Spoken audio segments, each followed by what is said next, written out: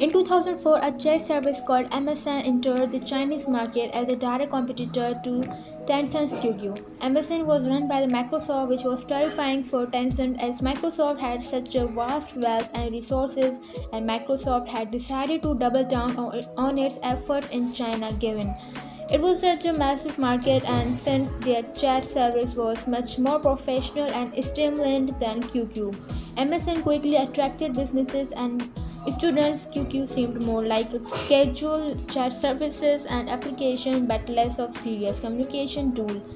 On the other hand, becoming more widely used in offices in China and thus was quickly eating into QQ's market share. Tencent really just had one big advantage over Microsoft. Thought MSN's decision making was much slower because of their bureaucratic corporate hierarchy, where every big decision had to be signed off by the American headquarters. For example, it was actually the MSN's China team who suggested the idea that users should be able to still receive messages even while offline and be able to see them even when they came back. But the suggestion never went anywhere. Meanwhile, Tencent managed to incorporate the same feature in just a couple of weeks, and it proved to be a popular and so even thought Tencent had grown into a fairly big company.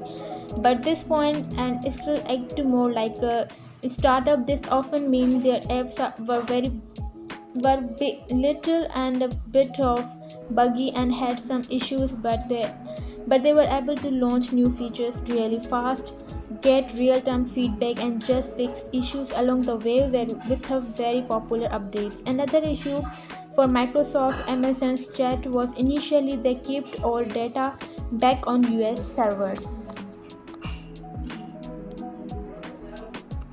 which meant Tencent's QQ chat service they ran on local Chinese servers was much faster to use. But the biggest mistake for MSN was they had later incorporated their MSN chat into their platform MSN Live.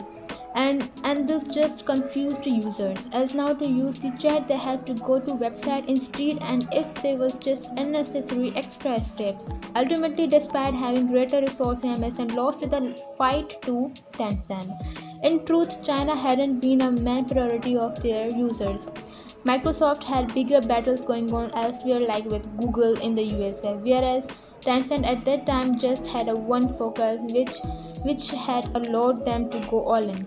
But the victory over Microsoft had a critical turning point for Tencent, as after defeating a much bigger competitor, they went on to completely dominate the chat market in China, passing half a billion users in late 2005, and it was that dominance that would be a springboard for all the Pony's other plans. Usain Pony had a vision of being much more than just a popular chat platform, but instead a whole network of integrated internet services, as they would make it harder for anyone else in future to try and compete with them.